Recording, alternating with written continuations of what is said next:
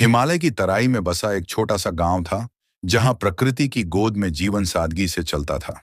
उसी गांव में रामू नाम का एक गरीब लकड़हारा अपने बूढ़े माता पिता और दो छोटे भाई बहनों के साथ रहता था। उसका जीवन कठिनाइयों से भरा था। रोज सुबह जंगल जाना, लकड़ी काटना और शाम को बेचकर घर का गुजारा करना। उसके पास न अच्छे कपड़े थे, न पक्की छत, लेकिन उसका मन बहुत शांत और श्रद्धा से भरा था। उसका एकमात्र सहारा था भोलेनाथ की भक्ति।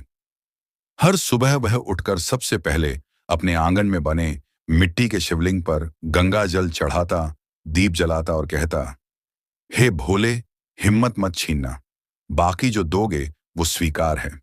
गांव के लोग उसका मजाक उड़ाते थे, कहते, भोले बाबा ने तुझे क्या दिया, तू तो वही गरीब का गरीब है। लेकिन रामू बस मुस्कुराता और कहता, मुझे जो दिया है वो तुम समझ नहीं सकते। एक दिन की बात है, आकाश अचानक काले बादलों से घिर गया। रामू जंगल में लकड़ी काट ही रहा था कि बिजली कड़कने लगी और तेज बारिश शुरू हो गई। वह जल्दी जल्दी लकड़ियां समेट ही रहा था कि अचानक पहाड़ की छोटी से भूस्खलन शुरू हो गया। भारी पत्थर और मिट्टी नीचे गिरने लगी। वह भयभीत हो गया। एक तरफ तेज नदी, दूसरी तरफ गिरते पत्थर। उसके पास भागने का कोई रास्ता नहीं था। वह एक बड़े पेड़ के नीचे बैठ गया, हाथ जोड़े और आंखें बंद करके बोला, भोलेनाथ, आज जान आपके हाथ में है। अगर मेरी भक्ति सच्ची है तो मुझे बचा लीजिए। जैसे ही उसने आंखें खोली, सामने एक वृद्ध साधु खड़े थे। लंबी जटाएं, माथे पर भस्म, गले में रुद्राक्ष। उनकी आंखों में अजीब सी शांति थी। वे बोले, चल बालक, इस ओर आ जा। रामू कुछ समझ नहीं पाया, लेकिन उनके पीछे चल पड़ा।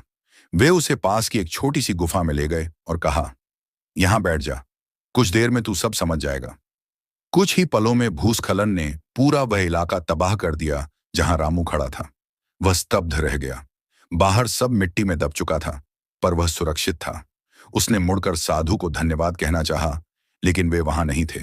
रामू समझ गया कि ये कोई साधारण साधु नहीं थे, ये स्वयं भोलेनाथ ही थे। गांव लौटने पर लोगों ने उसकी बात सुनी तो कोई हंसा, कोई चौंका, पर रामू के मन में अब संदेह की कोई जगह नहीं थी। अब उसकी भक्ति और भी गहरी हो चुकी थी। वह पहले से अधिक श्रद्धा से पूजन करने लगा। धीरे धीरे गांव के लोग भी उसकी भक्ति से प्रभावित होने लगे। समय बीता। मेहनत और ईमानदारी से रामू का जीवन सुधरने लगा। उसे लकड़ी का एक बड़ा ठेका मिल गया, व्यापार बढ़ा और अब वह गांव का सबसे प्रतिष्ठित व्यक्ति बन चुका था। लेकिन उसके स्वभाव में जरा भी बदलाव नहीं आया। पहले की तरह ही वह हर सोमवार को व्रत रखता, शिव मंदिर में पूजा करता और जरूरतमंदों की मदद करता।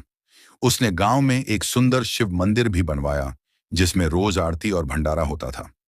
एक दिन एक बड़ा व्यापारी रामू के पास आया और एक करोड़ों का सौदा रखा।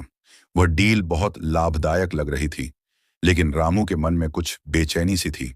उसने सौदा पक्का करने से पहले मंदिर में जाकर भोलेनाथ से मार्गदर्शन मांगा। उसी रात उसे सपना आया। उसी साधु रूप में भोलेनाथ प्रकट हुए और बोले, जिसने तुझे बचाया वो आज भी तेरे साथ है। इस सौदे में कुछ अधर्म है, सोच समझकर निर्णय लेना। अगली सुबह रामू ने साफ मना कर दिया। हफ्ते भर में ही समाचार आया कि वह व्यापारी कई लोगों को धोखा देकर फरार हो गया। इस घटना ने गांव में हलचल मचा दी। लोग हैरान थे कि रामू कैसे बच गया। तब उसने सबको सपने की बात बताई और कहा, भक्ति सिर्फ पूजा नहीं है, ये वो भरोसा है जो संकट में भी हमें सच्चाई के रास्ते पर टिकाए रखता है। अब गांव के बच्चे भी शिव भक्ति की ओर आकर्षित होने लगे। रामू ने भजन संध्याएं शुरू की, गरीबों के लिए अन्न क्षेत्र खोला और मंदिर को ज्ञान केंद्र बना दिया। वह हर किसी से बस यही कहता, जब सब रास्ते बंद लगें तब शिव का नाम लो, वे रास्ता नहीं खोलेंगे तो गोद में उठा लेंगे। रामू की कहानी अब सिर्फ गांव की नहीं रही, आसपास के गांवों में भी उसकी भक्ति की मिसाल दी जाने लगी।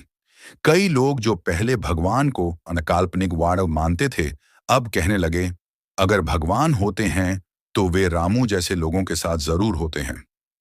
निष्कर्ष, शिव भक्ति क्यों जरूरी है?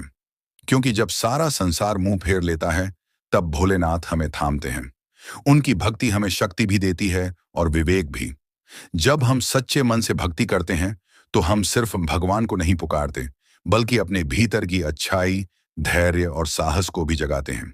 रामू की कहानी ये सिखाती है कि भक्ति दिखावे की नहीं, भीतर के विश्वास की चीज है और सच्ची भक्ति का फल हमेशा मिलता है। अगर आपको कहानी पसंद आई हो तो 1 लाइक जरूर दें।